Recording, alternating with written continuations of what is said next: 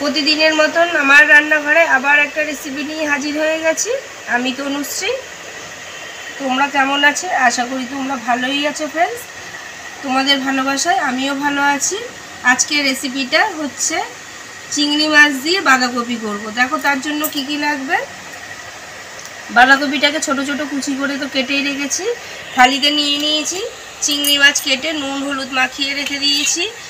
তার সাথে তো আলু লাগবে, আলুও কেটে নিয়েছি ছোট ছোট করে। আর এখানে একটা মশলা মিক্সিতে পেস্ট করে নিয়েছি, টমেটো, আদা আর কাঁচা লঙ্কা। এখানে বাটির মধ্যে মশলা নিয়ে নিয়েছি, জিরের গুঁড়ো, ধনের গুঁড়ো। তার সাথে তো আরও অনেক রকম মশলাই লাগবে। চলো দেখা যাক। আমার রেসিপিটা দেখার জন্য সবাইকে জানাই স্বাগত। আগে থেকে গ্যাস অন করে জল দিয়ে বসিয়ে দিয়েছি কড়াইতে। আমি একটুখানি বাঁধাকপিটাকে সেদ্ধ করে নেব, বা তোমরা যদি বলো ভাপানো, সে ভাপানো যাই হোক, ওইটা করে নেব। তোমরা করলে করতেও পারো, আবার নাও করতে পারো এই জল দিয়ে সেদ্ধটা। কিন্তু আমি সবসময় বাঁধাকপি ফুলকপি একটু সেদ্ধ করেই নিই। একটুখানি নুন দিয়ে দেবো।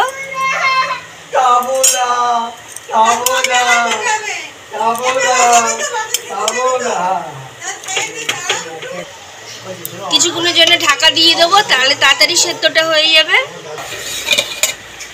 ঢাকাটা খুলে দেখবো, বাঁধাকপিটা ফুটতে শুরু করেছে, সেদ্ধ হয়ে গেছে। ব্যাস, এবার আমি জল ঝরিয়ে নেবো একটা ঝুড়িতে ঢেলে।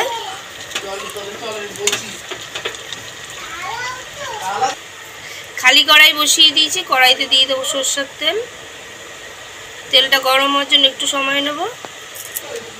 তেল গরম হয়ে গেছে, ফোড়নে দিয়ে দেবো গোটা জিরে,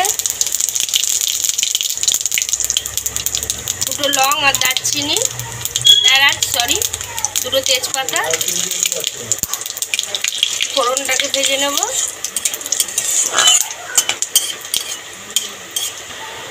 ফোড়নটা ভাজা হয়ে গেছে, আগে থেকে কাটা আলুগুলো দিয়ে দেবো তেলের মধ্যে।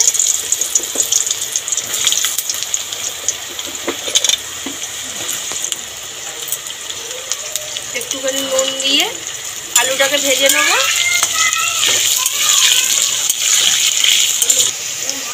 আলু ভাজা লাল লাল করে ভাজা হয়েই এসছে প্রায়।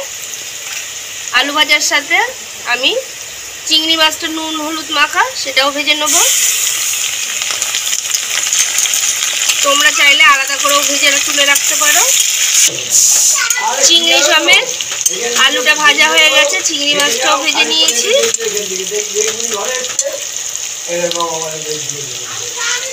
এবার মশলা দিয়ে দেবো, টমেটো, আদা, কাঁচা লঙ্কা পেস্ট দিয়ে একটুখানি কষিয়ে নেব।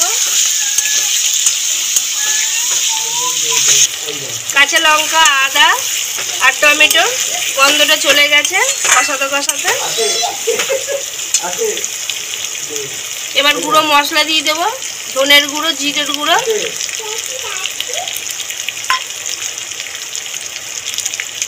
আর দেবো হলুদ।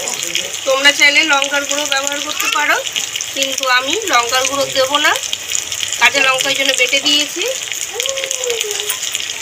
মশলা ধোয়া জল অল্প একটু দিয়ে কষিয়ে নেব।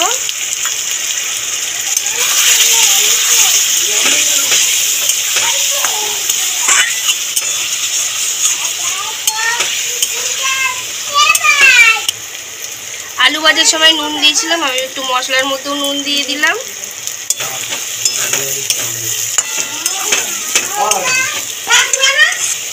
মশলা কষানো হয়ে গেছে, মশলা দিয়ে তেল ছাড়তে শুরু করে দিয়েছে। আমি এবার সেদ্ধ করা বাঁধাকপিটাও দিয়ে দেবো।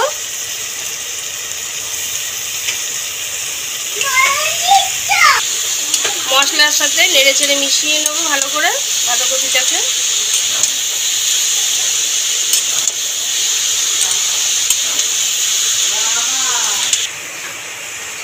আবার একটু নুন দিয়ে দেবো।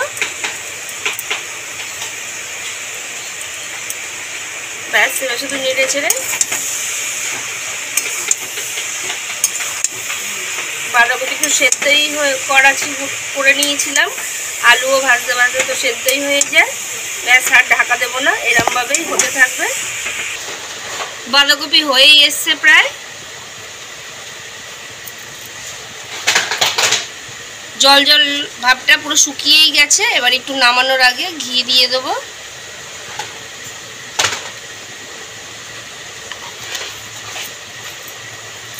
মতন চিনি দিয়ে দেবো।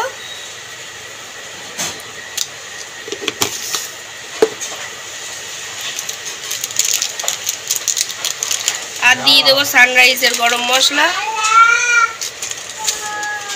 সব সমেত নাড়িয়ে চাড়িয়ে মিশিয়ে নেব।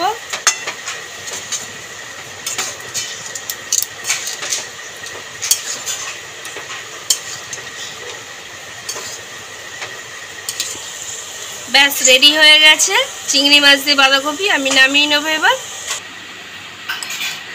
চিংড়ি মাছ দিয়ে বাঁধাকপি খুবই ভালো লাগে। মাছের মাথা দিয়ে তো একদম সবাই খায় মোটামুটি, কিন্তু চিংড়ি মাছে যারা খায় তারা তো জানেই যে বাঁধাকপি চিংড়ি মাছ দিয়ে খুবই ভালো লাগে। আজকে তাই আমি তোমাদের সাথে একটু শেয়ার করে দিলাম চিংড়ি মাছ দিয়ে বাঁধাকপি কী করে করি আমি আমার বাড়িতে।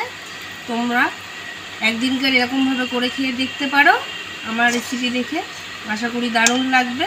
আর আবদার করে তো বলেই থাকি যে একদিনকার আমার রেসিপি করে খেয়ে দেখে একটা কমেন্ট, লাইক, শেয়ার, সাবস্ক্রাইব করে দেবেন।